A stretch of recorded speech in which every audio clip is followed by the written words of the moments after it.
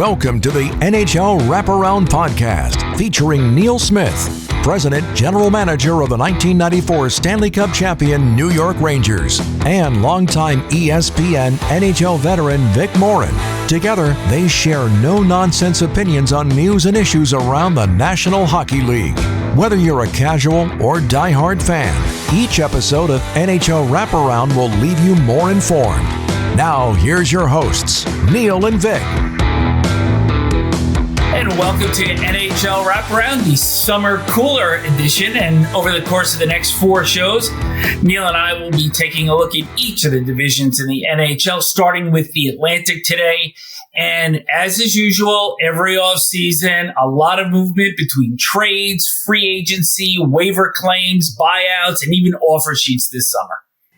Yeah, and you know what? That's the one thing that will throw the general managers for a loop. August is supposed to be your slow month where you get some time off finally to go away with your family or do something. But all of a sudden, new Edmonton Oilers GM Stan Bowman's going to have to come rushing back from wherever he was because they're going to have to handle this St. Louis double offer sheet. The way we're going to do this is we're going to look at each team based on the order of their standings from the 23-24 season. We'll look at their point totals, their playoff advancement, if they had. We're going to talk about the players that have been lost by each franchise, the players that have been acquired, and then we're going to have some general discussion points. But before that, the pennant races in Major League Baseball are beginning to take shape. Football is right around the corner. And then after that, the 24-25 NHL and NBA seasons. That means no better time to add to your collection of game-worn apparel. And here's how you can do it. From Howe to Hughes, from Bellevue to Bedard, we're your source for game-worn jerseys. Go to mygray.com, MEIGRAY.com to start your collection today. Get real. Get it from iGray. Welcome back to NHL Wraparound, the summer cooler edition. Vic along with Neil. And we're going to start right at the top of the food chain with the Stanley Cup champion Florida Panthers. 110 points last season and en route to the Stanley Cup. Took out Tampa in 5, Boston and the Rangers in 6. And it got a little bit dicey at the end, but they managed to finish off the Edmonton Oilers in a thrilling 7-game final. So in terms of personnel, the Panthers have lost a lot of players. Oliver Ekman-Larsson, free agent to Toronto. Brandon Montour, Seattle. Vladimir Tarasenko goes to Detroit. Anthony Stolarz, backup goaltender, also to Toronto. Kevin Stenlund to Utah, Ryan Lomberg to Calgary, and Josh Mahura to Seattle. Among the key signings that they made were really their re-signings. They managed to maintain possession of Sam Reinhart, 57-goal scorer last season, and also the game-winning goal in Game 7. They kept Anton Lundell and defenseman Dmitry Kulikov. They also signed a couple of other key players, center Thomas Nosek from New Jersey and Nate Schmidt from Winnipeg. So the question to you, Neil, just to start off here, is Julien Brisebois earlier in the decade for Tampa was challenged with keeping and replacing players. He kept his core, but he had to replace his third and fourth lines. Has Bill Zito sufficiently replaced what he's lost? You know, it's really hard to say if he's sufficiently replaced them. He has replaced them. The one thing that you didn't mention, I found unique when I looked at this, was that he signed those brothers from the Boqvist brothers. He signed both of them. He signed Jesper Boqvist and Adam Boqvist. They're 2 years apart in age, 24 and 26. But what he did was he signed 3 guys to, I guess, play on his fourth line, Entwistle, Nosek, and one of the Boqvist boys. He signed them all at 1 year, signed them all at $775. So it was like, okay, I got a spot open here, Mr. Agent. I'm paying $775 on a 1-year deal. Do you want it? it almost seemed like that's what he did. But how do you say whether or not he's replaced Lomberg, who we know what an intense, irritating, modern day Ken Linseman he was for the Florida Panthers? Tarasenko was only there from the deadline. Same with Oposo. But those are pretty good defensemen, Montour and Mahura and Ekman Larson. That's half of your defense core gone. Boquist and Schmidt come in. It'll be interesting to see how the Florida defense does next season with that many losses. And Paul Maurice is great at systems and great at defensive hockey, but he'll have his work cut out for him with this big change on defense. This is such a copycat league, and Panthers, the last two playoffs, really succeeded in playing in this in-your-face style and really roughhousing it up, particularly in the offensive end. With the players that Zito has acquired, can they still play this style effectively in the new season? I think they can, Vic. And the reason why I think they can and will is that they still got Matthew Tkachuk, and he's sort of emblematic of what the Panthers want to be. They want to be that in-your-face, annoying team that plays playoff-style hockey all year long. And he seems to be the leader of that group. Now, the guys that they brought in certainly are not known for playing the way Tkachuk plays, but the guys they let go, Montour has that in him. Certainly Lomberg has that in him to annoy the opposition. But I think it's a pack mentality in hockey, and you'll just get everybody following in line with the leaders of the team. And you still have the same leaders on the Florida Panthers that you had that took them to the Stanley Cup. So I think they'll continue to play the way they did. Quick one here. I think we would be remiss if we did not speak about goaltender Sergei Bobrovsky, who is now in the sixth year of a 7-year deal at $10 million per season. And this was a deal that was ridiculed a lot in the early going. But as you saw, with the Rangers in 1994, you gave up a lot of young assets to get the veteran leadership to win the cup. So in the case of this particular contract, now that he has gotten the Panthers to 2 Stanley Cup finals, won one of them, can we revisit and say that this deal was good after all because it delivered the ultimate goal? You know what? I would say yes immediately. And then when you think about it and you say, well, there was a few years in the beginning or a couple of years in the beginning where I know my Panther fan friends were just complaining about Bobrovsky all the time. And so they didn't get their money's worth back then. But I think if you said to them, look, we're going to have to go through a couple of years where Bobrovsky gets used to playing in Florida and we might have to change coaches a couple of times, and then we'll have the right coach that he'll react to, and the unthinkable will happen. We'll actually go to the final. And then the next year, the unimaginable will happen. We'll go back to the final and we'll win the cup. They would have said, give him a 20-year deal. So I think they got their money's worth. Perfect. All right. We're going to now move on to the Boston Bruins. And last season came in second, 109 points, beat Toronto in the opening round of the playoffs, get in overtime, then lost to the Stanley Cup champion Bruins. So big challenges here is they acquired and signed Elias Lindholm from Vancouver, Nikita Zadorov, who is like Zdeno Chara 2.0. And Lindholm, supposed to be that big center now that replaces Patrice Bergeron in the middle, at 42 goals with Calgary in 2021-22. And I want to get right into this before I get into the players that the Bruins lost, because I think Pavel Zacha and Charlie Coyle certainly quality hockey players, but they're more in the middle six in terms of centers. So does Lindholm really fit the bill here and replace what they have lost to play with Marchand and David Pastrnak? I think definitely they got a prize when they got Lindholm, and getting the two players. It's interesting. They're both in Calgary together, and then they both ended up in Vancouver together. Now they're both ending up in Boston together. And if you didn't know better, you'd think that the Swede Lindholm and the Russian Zadorov must be from the same country, but they're not. They keep moving around to different provinces and then different countries together. But certainly you said it right about Zadorov, a big man. Lindholm is such a skilled guy. I think he'll do a great job for them. And it gives them what they need. They now can put Coyle and Zaka where they should be in that middle six group. Like we were saying all last season, Vic, and you so rightly pointed out so many times, they were trying to get those guys to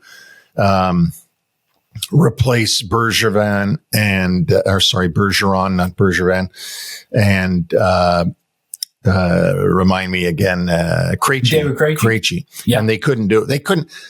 That wasn't fair, really, to expect them to replace those guys. But with Lindholm, I think they've got a real quality guy, and I think you'll see their lines stack up better now. And they've certainly added some other depth down the middle. They got Mark Kostelik from Ottawa, Vinny Lettieri from Minnesota, and also a couple of players that had some pretty good promise last year in Matt Poitras and John Beecher. So let's look out for them for this season as the Bruins continue to try to strengthen down the middle. Let's take a look quickly, though, at the players that they lost. And right at the top of that list, the Vezina Trophy winner from 2 years ago, Linus Ullmark, is traded to Ottawa after supposedly vetoing a trade to Los Angeles late in the season at the deadline last year. Also, Jake DeBrusk goes to Vancouver, Matt Grzelcyk to Pittsburgh, Danton Heinen and Pat Maroon also gone, Derek Forberg gone. So a lot of players from kind of that gritty core that they had 2 years ago are gone. So, it almost feels like this team is still dealing with the ghosts of 2 years ago. How do you feel that Don Sweeney has done to replenish this particular team as they start to go forward? I think the one biggest loss that they had is Jake DeBrusk. We had Jim Montgomery on the show, and we talked to him about Jake DeBrusk. He was very favorable about him and about his talent level and his career in the NHL and what it could be. At the time, I didn't think that they would lose him to free agency, but he did. He went to Vancouver, which really strengthens Vancouver. And of course, we'll talk about that in another show. But the player that they got, of course, to replace Linus Ullmark was Korpisalo. So they end up with Korpisalo as the backup now to Swayman.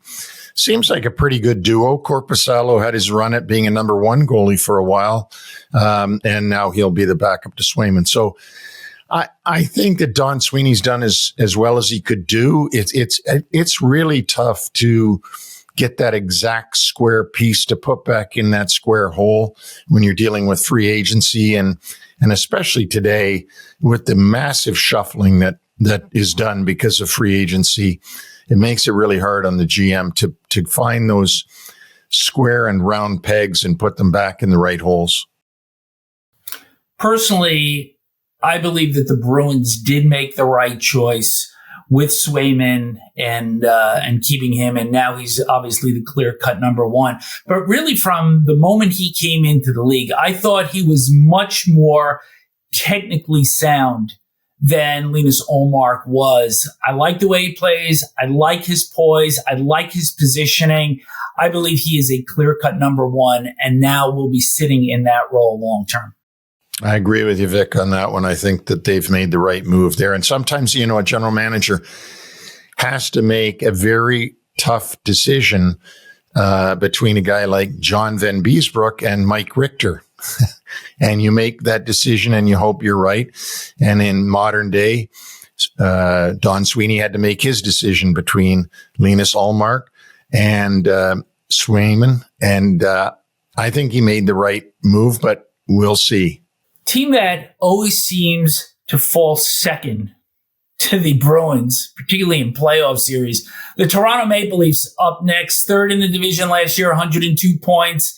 And they lost in 7 games to the Bruins for the 4th time in 12 years. It is quite documented that this team has 1 playoff series win since 2004. That was 2 years ago against Tampa in the opening round. This club has done some interesting things also during the offseason. The big loss was Tyler Bertuzzi going as a UFA to the Chicago Blackhawks. They also lost Joel Edmondson and Noah Gregor and Ilya Samsonov, the goaltender, to Vegas.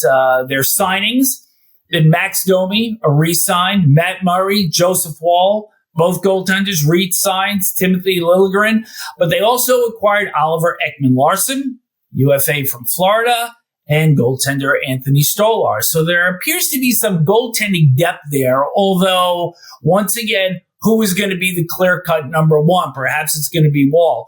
And also, let's not forget, on defense, the acquisition of Chris Tanev. So first, let's go through what you think of the player movement in Toronto, and then I got a few more things for you, starting with their core 4. Okay.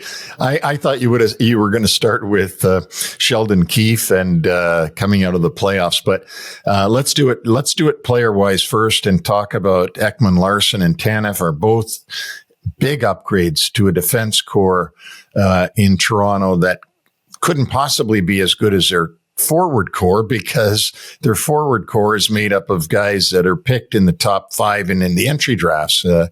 When you think about Matthews and Marner and Nylander and John Tavares, their former captain. So those 2 acquisitions will be really good for them. I think that Joseph Wall is going to be their number 1 go-to guy, backed up by Stolars coming from Florida. And I think they did improve themselves defensively, which is where they needed to make those moves. Max Domi being re-signed, I think he proved in the playoffs what his value could be. He's first time that he's had a multi-year contract, I think, in a few years now, since he almost I don't know, since he left Montreal, perhaps. But if Max can play the way he played for them in late in the season and in the playoffs, he'll be a real good keep by the Toronto Maple Leafs. Let's go to the core 4. And I remember on our very first show back in January when we had Wayne Gretzky on, one of the points that we brought up is no team sucks oxygen out of a room more than the Maple Leafs, and probably no more single topic than their core 4. Austin Matthews, William Nylander, John Tavares, Mitch Marner. This will be the 7th season that they are together. They had very little to show for it in terms of playoff success, as we just mentioned. They will be taking up 79.3% of the forward space of the cap this year, 54.5% of the cap overall. You know, Matthews and Nylander aren't going anywhere because they've just signed extensions. So does the Craig Berube factor finally push this thing through the ceiling for them? I don't know. This is such a tough silence team. Is deafening. Yeah, I mean, it's such a tough team to analyze. I think they're going to re-sign Marner, and they're going to have to give him they're going to have to give him a lot of money and a lot of years. They obviously are committed to Austin Matthews. He was anointed captain over the offseason. John Tavares bought right into the whole changing of the guard, much as the same way as Dennis Potvin did for the Islanders when he handed the C to Pat Flatley late in his career. I think what you're going to see happen, if I could be a soothsayer and predict the future, I think you're going to see John Tavares leave the Leafs when his contract is up at the end of next year. Marner, Matthews, and Nylander will all be there for the foreseeable future. Craig Berube is a player's coach. You can't find a bad word about Craig Berube from anybody, which is nice. But I don't think Sheldon Keefe was an authoritarian either. I think he was pretty good with his players. And I find it just almost insanity that a guy would lose in Game 7 overtime and get fired. Now, he did get rehired quickly, and good on him because he deserves to be in the NHL. But this is the pressure cooker of the Toronto Maple Leafs. Somebody's head has to roll because we lost in Game 7 overtime to a good team, Boston Bruins. It's not a crappy team. But this is the juggernaut that you're dealing with when you're dealing with the Toronto Maple Leafs and no Stanley Cups since 1967. It's a pressure-packed place. There's so much newness in Toronto, and not the least of which is Austin Matthews taking over the captaincy from John Tavares. We've got Berube in there, but let's just project a little bit and say that we're getting close to the deadline and we're kind of seeing the same old with the Maple Leafs. Does GM Brad Treliving make a move with Tavares or Marner before they get to free agency if things look like they're going to be the same as they've been for the last 6 years prior to this one? Well, I think if Brad gets mid-season and there's a team that would pay a good price to get John Tavares to join them for the rest of the season in the playoffs, and John Tavares himself has had good playoff success. He hasn't not been a bad playoff player. I think Brad would have to get whatever assets he could get before letting him go for free. Having said that, if they're a front runner like they've been the last 3 years to win something, how does he let him go and lessen his chances of maybe getting to that Stanley Cup that they haven't had since 1967? So I don't think he does anything with Marner. I'm predicting that Marner, Nylander, and Matthews are there for the duration, and we'll see where they go from there. I mean, it's an unfortunate thing, Vic, because the Toronto Maple Leafs got these high picks, and when they had these high picks, the best players were forwards, and you can't walk away from a great forward in the entry draft because you've already got two great ones. You know, you don't do it that way. You've got to take the best player available. Now, the Oilers did the same thing, right? Yeah, they did. And let's say with Marner, one of the things, if it was available, that you could do is get the Mitch Marner of defensemen from another team, or get the Mitch Marner of goaltenders from another team. That would be the wise use of Mitch Marner.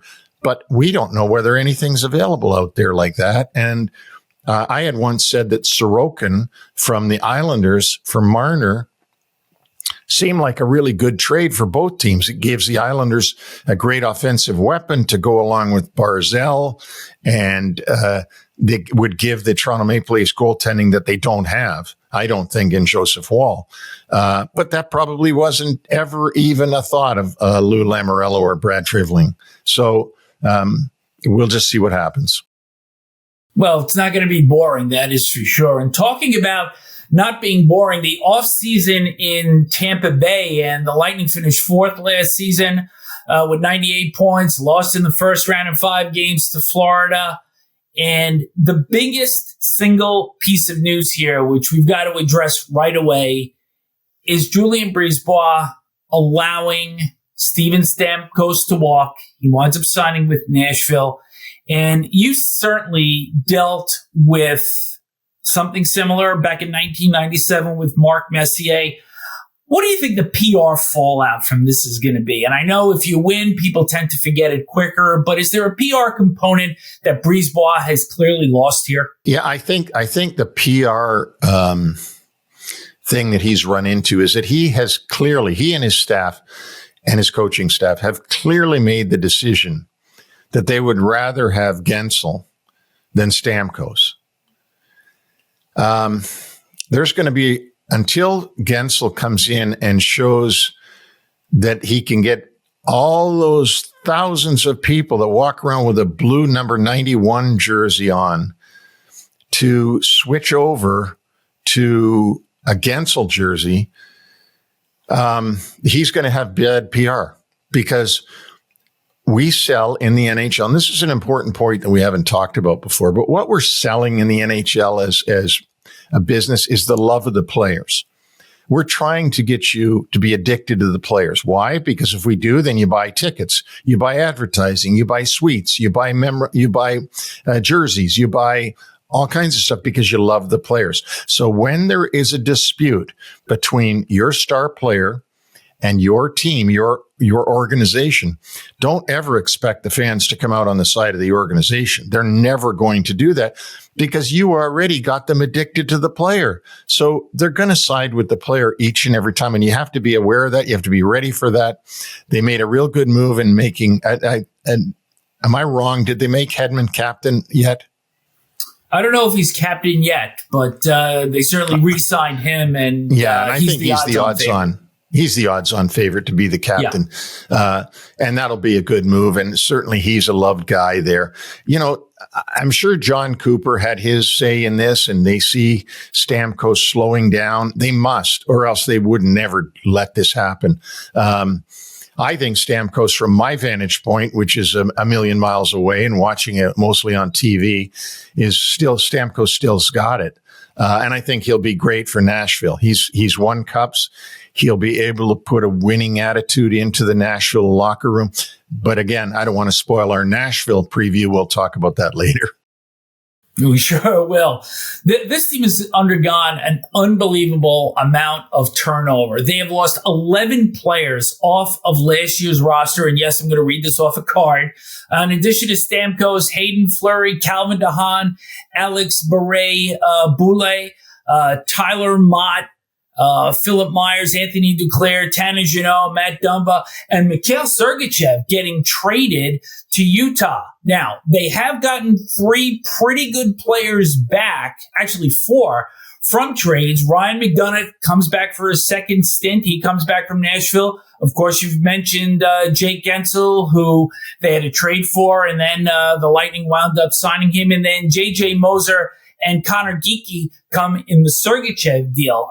And in addition to Hedman being re-signed, they also signed Cam Atkinson out of Philly, who just had a dreadful year, and the Flyers wound up buying him out. So, a ton of turnover there. But one of the things I wanted to just talk to you about here is also what this power play is going to look like next season, because the Lightning were one of the few teams that could actually run one-timers off either side of the ice. Nikita Kucherov off the right, Stamkos off the left. Gensel is not going to be that guy because he's a left-handed shot. So who's the guy that you look to next? Well, maybe it's Braden Point. But if you go on NHL Edge and you look at where his shots come from, it's high slot and from in close to the net. So I'll be interested to see if John Cooper puts him on that left side during the power play this year. No, that is a great question. And that's where we all see Stamkos. You know, I mean, it's almost like Gretzky behind the net or Ovechkin on that same side. Like you can't look at the ice in Washington without seeing Ovechkin standing on that circle. Same thing in Tampa. You see Stamkos standing there. You see number 86 on the other side. That's, of course, Kucherov. And, so it'll be interesting to see what they do with that power play. That power play won't get better. It can't. I don't believe it could. But Gensel will really add to them. One guy that you didn't mention, coming from the Buffalo Sabres, Girgensons. Zegmas Girgensons. And the reason I bring that up is because Segman is finally going to get to play a playoff game. He has never played in a playoff game, because his whole career has been in Buffalo, and Buffalo has missed the playoffs for 13 straight seasons. So good for him. I don't think Tampa's going to miss the playoffs next year with the lineup that they have. So I think he'll get to play in his first playoff game. Atkinson is a bit of a gamble because, as you said, he had such a dreadful year in Philly. Who knows why? right? I mean, we don't know what was going on there. We don't know how he got along with Tortorella. And as great a friend as Torts is and as great a coach as I think he is, and I know you think he is, I'm sure there's some players that just can't play for him. It has to be. Every coach has them. And he was also coming off of injury last year too, though. Yeah. McDonough coming back will give them great leadership again. Somebody that's been a leader everywhere he's gone. I don't think Tampa's taken a step backwards this summer. I don't. But they are going to have, as you said, PR problems to deal with until Gensel and Atkinson and Moser really prove their worth. I think it's a decent team. I think the one question mark I have is Brendan Hagel, Anthony Cirelli, and Cam Atkinson, who's right now penciled in on the right side of that line. Is their second line enough? Because their first line is going to be excellent with Gensel, Point, and Kucherov. I think they're good in their third and fourth lines. That second line looks a little bit below average. And it very well could be. But I like what they've got, as you said, up front. I mean, any team that has the goaltending they have, the number one defenseman that they have, and Kucherov and Gensel, you gotta think they're going to be okay. I think so too. I still think it's a playoff team, and it's still a very good lineup, and certainly a challenge that John Cooper is going to embrace to keep the Tampa Bay Lightning at a very high level. All right, that takes care of the top four in the Atlantic. We'll talk about the bottom four from last season after this from Migraine.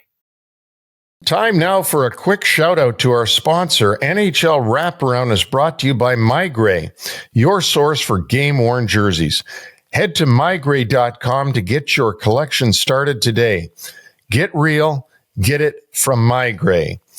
NHL Wraparound subscribers can take 10% off any hockey jersey when they order at mygray.com and use the coupon code WRAP10. Don't forget that coupon code WRAP10. Welcome back to NHL Wraparound, the Summer Cooler Series. We are covering the Atlantic Division today, and don't forget to check out our website at NHLWraparound.com. So, Neil, we've done the top four, who apparently have been in the playoffs forever, each of those four teams. Now we're going to go to the bottom feeders in recent years. And the reason we say that is the three longest active playoff droughts reside within this group. 8 consecutive with Detroit, 7 consecutive with Ottawa, and 13 straight playoff misses by Buffalo. We're going to start with the Red Wings first. And last season, finished fifth, 91 points. So they were above NHL 500. But as we just mentioned, they've missed the playoffs 8 straight years after qualifying for 25 straight campaigns. Their key signings and their key holds for this year: Patrick Kane re-signs. Cam Talbot comes in as a UFA from LA. Jack Campbell from Edmonton. Eric Gustafsson from the Rangers. Tyler Mott from Tampa Bay. And now 2-time Stanley Cup champion Vladimir Tarasenko as a UFA from Florida. Probably the bigger trade acquisition was Jesse Kuskinen, who's a forward, the 3rd round pick out of Nashville in 2023. So those are their acquisitions. Lost have been David Perron goes to Ottawa. Zach Aston Reese goes as a UFA to Vegas. Jake Wallman is traded to San Jose. Daniel Sprong, a UFA to Vancouver. And Shane Gostisbehere goes as a UFA to Carolina. So last month, Steve Yzerman said he expects the team to be comparable to last season. Now, they missed the playoffs on the last day of the season on a tiebreaker to Washington. Is this okay after 8 straight playoff misses just to be comparable to where you were the year before? Well, Stevie is very, very conservative in his use of words with the Detroit expectations. He doesn't ever make the cardinal mistake of over-promising and under-delivering. He would rather under-promise and over-deliver. You can see it in how he parses his words. And Steve Yzerman can do that in Detroit and get away with it because he's Steve Yzerman, the iconic Detroit Red Wing player. People aren't going to challenge him, because they know he's trying to rebuild an organization that was completely decimated by 25 straight playoff appearances. And I do like what he has done this summer. Has he done enough? I don't know. We'll see. I like Tarasenko, the way he played for Florida. Will he play like that for Detroit now that he has a multi-year deal? Who knows? I know Stevie doesn't like multi-year deals, but he had to do that to get Tarasenko to shore up his team. I like Gustafsson. I know that he slowed down a little bit by the end of last year in New York, but I really thought he was a good acquisition by Chris Drury when the Rangers got him out of Washington, where Peter Laviolette had him the year before. I like Tyler Mott. I like what he brings to the ice. We talked about the annoyance factor of the Florida Panthers. He would have been a typical Florida Panther, I think, the way he plays, but he'll give that now to Detroit. And in goal, it's interesting. They're going to take Kenny Holland, who mentored Stevie Yzerman in Detroit, gave Jack Campbell that big contract. Jack Campbell ended up in the minors all year, as we all know. And poor Ken Holland, no matter how good he got results out of Evander Kane and others that he did such a great job with, and in signing Zach Hyman was just a steal of a free agent signing.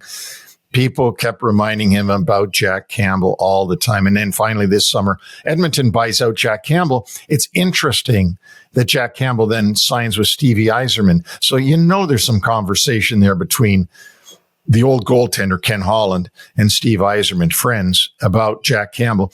Jack Campbell gives them goaltending depth because they still got Ville Husso from last year from Detroit. Now they bring in Cam Talbot, who's, by the way, on his 8th team in 12 seasons. But they've got goaltending depth with the three of them. And they found out that you needed goaltending depth last season when they had so many injuries in the cage. So I like what they've done, Vic. I guess that's what I'm going to say. And I also like Stevie's conservative nature of saying things like, well, I just want to see progress. I couldn't get away with that in New York. I couldn't go that humble. Well, and they also have Alex Lyon as some additional depth in goal. But, you look at this team in its totality, and they do have some offensive depth. Tarasenko, Kane, and Alex DeBrincat have all scored 40 goals in their careers. The emerging of Dylan Larkin as a leader, Lucas Raymond. I like their defense with Sherratt, Mo Seider, Petrie, Mata, and Gustafsson. So I think if the goaltending holds up, they may not crack the top 4 this year. I see them as a wild card. I think you're right. I think they're going to be a wild card contender from the get-go. That's what I look at is who's going to be the contenders to get into those wild card spots, and who's the contenders for the first 2 spots in each of the divisions. And I think they're definitely going to be a wild card contender all season. Without dating myself, let's shuffle off to Buffalo, which, by the way, was written in the 1930s. So the Sabres go back to the NHL coaching recycling bin for the coach that was behind their bench when they had their last playoff berth in 2011, and that is Lindy Ruff. So a quick one for you, Neil. The greater number, Stanley Cup champions the Sabres have traded away, or the number of head coaches in between Lindy Ruff's coaching stints? I would say the number of head coaches. There have been 6 head coaches between stints, and former Sabres with cup rings now are 7. Oposo, Reinhart, Rodriguez, Montour, Eichel, Bogosian, and O'Reilly. So certainly a franchise that has kind of been mired for years. Everybody knows about it. The notable signings that they've had of Jason Zucker from Nashville, Sam Lafferty, and Nick Aube-Kubel. They also acquired Ryan McLeod from Edmonton in a trade. The notable players that they lost: Tyson Yost to Carolina, Eric Comrie to Winnipeg, Victor Olofsson to the Vegas Golden Knights, Jeff Skinner, who is Gergenson's heavy because he's got more career games. Looks like his playoff drought will come to an end as he is signed with the Edmonton Oilers. So, this is such a fascinating story here, and not for all the right reasons. But they do have some decent forward depth that's already there in Tage Thompson, Alex Tuch, Cousins. There's a decent defense there with Dallin, Power, Byron, Clifton, and Henry Yoki Harhu. So are they any closer to usurping one of the top four in the Atlantic Division? Because they are the youngest team in the league, I might add. Yeah, they are the youngest team in the league. I was surprised when they bought out Skinner, but only surprised by the announcement. Then when you look at his contract and you look at why they had to do that to get some cap space and cap relief, they are going to miss Kyle Oposo from their locker room. Everybody talks about that. He was a great leader for the Buffalo Sabres. Of course, he got traded at the deadline to Florida and ended up winning the Stanley Cup, and good for Kyle. He deserves that. Interesting that Skinner ends up signing in Edmonton and McLeod ends up in Buffalo. So it's almost like a trade. They each got the other one. Jason Zucker has been a good player, wherever he's been, a good operative, like a good piece. That's what I want to say. He's got a lot of speed. He's been in the league a long time, and he'll be good for them. They really do, though, need leadership. They need winning leadership. I think the reason they probably brought Lindy Ruff back was because they need leadership. They need someone to instill into the team, the organization, the whole city, that we can actually win. And we got to get out of this mindset of, we just lose every year. They've got to have somebody instill that into them, and maybe Lindy can do that. I mean, Lindy has done a good job wherever he's been. He's certainly been around a long, long time. I was shocked when they re-signed him, but then again, when you think about it, maybe that's what the Sabres are trying to get at, and maybe the Sabres are also trying to make their fans feel like they've got a chance, because they had a chance when Lindy was there. Don't forget, Lindy took those Buffalo Sabres, albeit in different uniforms, to the 1999 Stanley Cup final, which was won by Brett Hull and the Dallas Stars, with a toe in the crease. We can never forget all that. But Buffalo is always an interesting thing. Can this finally be the year? Can it? Or is it going to be 14 straight? My bet would be 14 straight, but you know what? Stranger things happen. You've also got to look at, Vic, when we look at this, are they going to make it? Is Detroit going to make it? Well, who in that top four isn't going to make it? Because for them to make it, one of those top four doesn't make it. And, the only one that I see out of that top four, well, okay, I'll do two. Well, even Boston would be the only. Boston would be the only team that could possibly go backwards. I don't see Tampa going backwards. I don't see that with a Jim Montgomery-led club. No, I don't see it either. So anyway, it's going to be a tough go, but I think that they are probably improved, and we'll see what Lindy can do on Lindy 2.0. Let's go to Ottawa now. And Senators have missed out 7 straight years.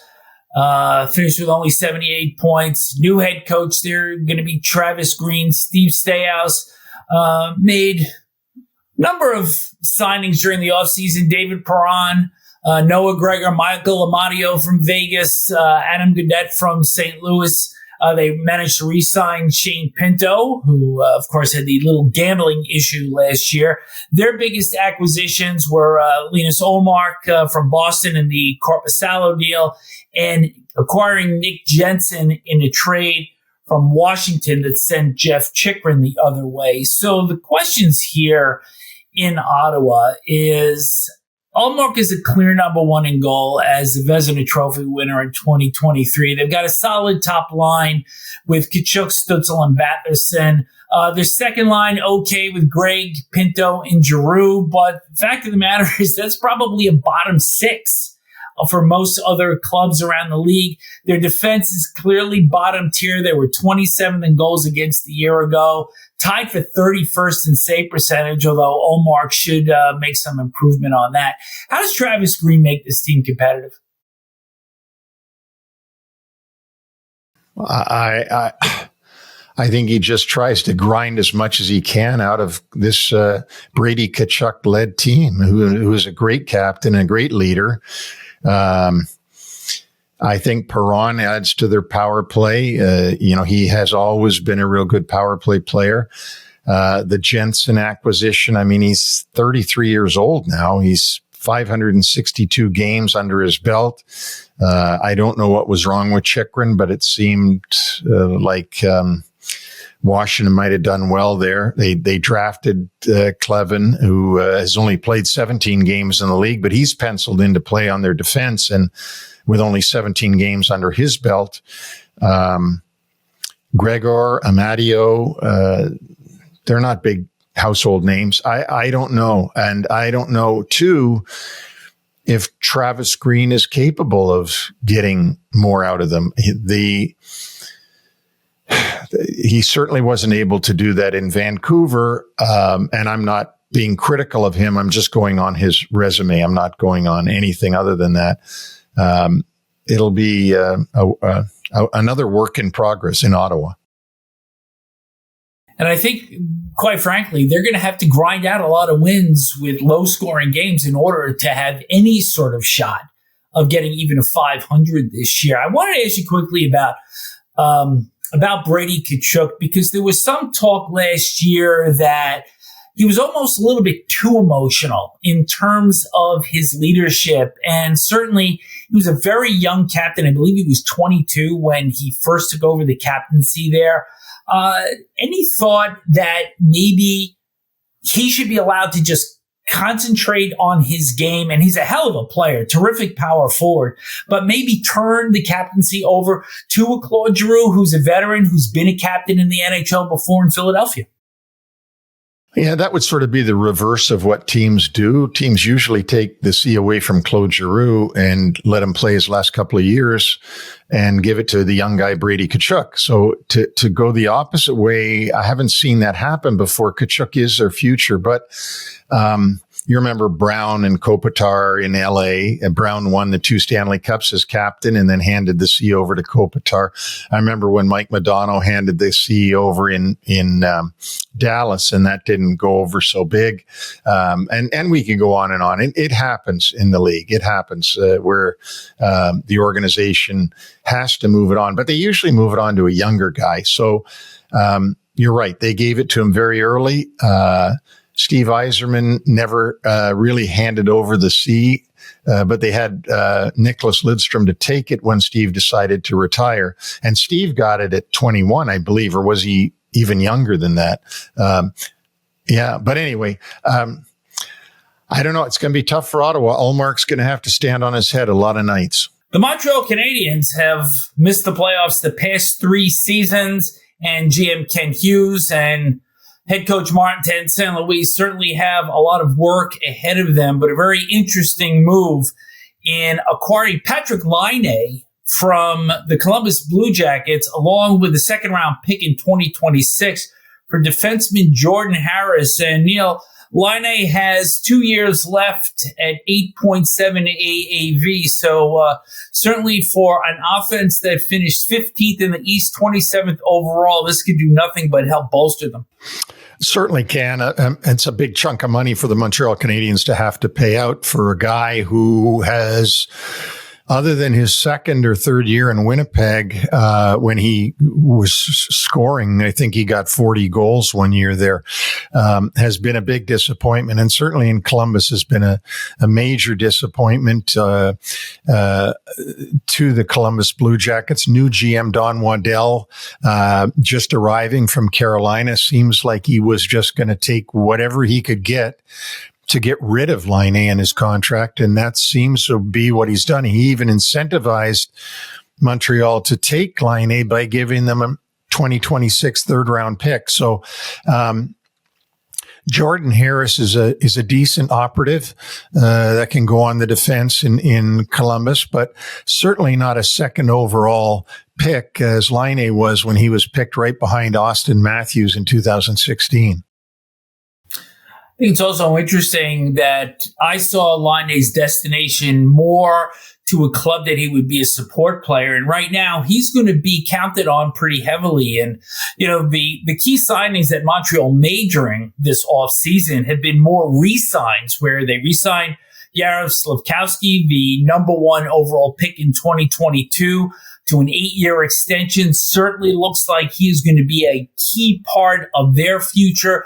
Showed some real good power forward promise. They also re-signed Caden Goulet, their defenseman. So, but besides that, they only signed one player off another NHL roster during the offseason, Alex Barré-Boulet from Tampa Bay. So, kind of peculiar in terms of where this team is actually headed. And Barré-Boulet, as hard as that is to say, or BB as he's known, has only played 68 games in the NHL. So he's not going to be coming in and changing the Canadiens' destiny in any way. They're doing a slow rebuild, I thought. Laine, I don't know how he fits into that slow rebuild. Obviously, they want to be better this year than they were last year, or there's no reason to spend $8 million US dollars on Patrick Laine. But, we've seen some peculiar things, Vic. We thought clubs were going in a certain direction with their how they're building their organization, only to see them suddenly took a left turn and like sort of make a peculiar move, which we talk about San Jose later on. We will do that division, and San Jose has made a number of these kind of moves, the Laine type move. Right. And, you talk about the rebuild, and their first overall pick this year, Ivan Davidov, a right wing who was ranked second among European skaters by Central Scouting. And many believe that he was second only behind Malcolm Celebrini, just in terms of pure talent. There are some that believe that he's a better puck handler than Connor Bedard. He won't be available till next year at the earliest. So you got to look at a couple of guys like Josh Anderson is in the 5th year of a 7-year deal. He's making $5.5 per. He scored 66 goals in 268 games. Huge disappointment there. I think somebody that might be a little bit of an X factor is Kirby Dach, who only played 2 games all of last season. He was the 3rd overall pick by Chicago in 2019, then had 2 torn ligaments in his leg. And if he can come back, I believe the offense can be reasonably potent, certainly not upper tier, but can certainly cover up some of the warts that they suffered from last season. And Laine will have to help their power play. And if Kirby Dach can get back and play, he'd be a power play player. So yes, it can cover that up. They've got a lot of holes, and it'll be interesting. I mean, I don't think that Patrick Laine is going to have to worry about missing any golf outings next April. Their first line projected right now to be Slavkovsky, Nick Suzuki, and Cole Caulfield. Decent, not top of the line amongst the rest of the NHL teams, but I believe that, when you go from forwards 4 down to 12, it's going to be a struggle for them, as will their defense. In wrapping up the Atlantic Division, do you see any of the bottom feeders, Detroit, Buffalo, Ottawa, and Montreal, cracking through to the upper tier? No, it would take a disastrous season by either Boston or Tampa, because, the other two aren't going anywhere, Florida and Toronto.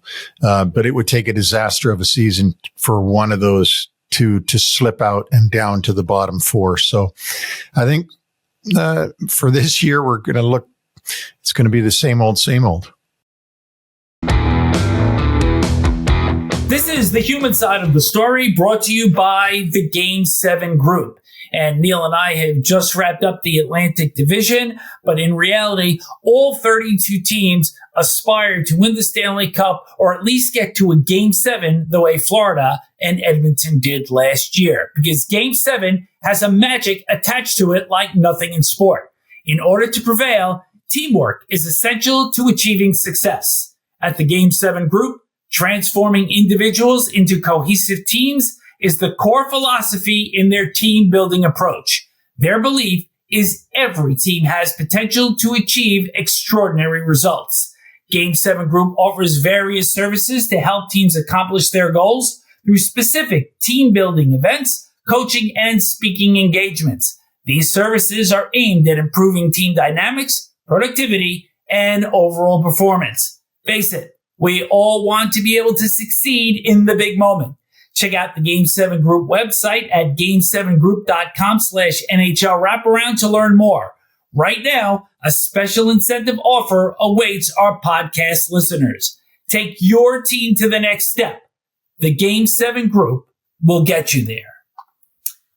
And Neil, this is going to be pretty personal as we do the human side here. We talked about the Ottawa Senators a few moments ago, and now it's time to pay tribute to their assistant coach. Yes, and we lost during the summer Bob Jones, who was only 54 years of age. He came into the Ottawa Senators back in July of 2019, which means that's only 5 years ago. DJ Smith, their ex-head coach, had brought Bob Jones in after a great coaching career of 20 years in the American Hockey League and the Ontario Hockey League. He's a Sault Ste. Marie, Ontario native who was actually drafted into the NHL in his career. He ended up passing away from ALS, and ALS has taken a few of our hockey brethren, the most famous of which has been 71-year-old Boreas Salming, who, of course, is in the Hockey Hall of Fame, played most of his career for the Toronto Maple Leafs, and then ended his career with the Detroit Red Wings. And he passed away in 2022 from ALS. And, of course, we cannot forget the former assistant general manager in Calgary, Chris Snow, who passed away early last fall after being diagnosed with this dreaded disease in 2019. He was given only 1 year to live and still managed to defy those odds. And his memory continues as he was an organ donor and helped the lives of 4 people by donating his kidneys, liver, and lungs. So 3 huge people that we have lost from the hockey community over the past couple of years, and their memories should never be forgotten as a cure for ALS hopefully is in the offing. That'll do it for us for this edition of NHL Wraparound. Thanks to My Gray and the Game 7 Group. And thank you to our listeners. Send questions or comments to nhlwraparound@gmail.com. And don't forget our website, NHLWraparound.com. All of our episodes available online via both audio and video platforms. Next up, Neil and I will do the drill down on the Metropolitan Division. We'll see you then.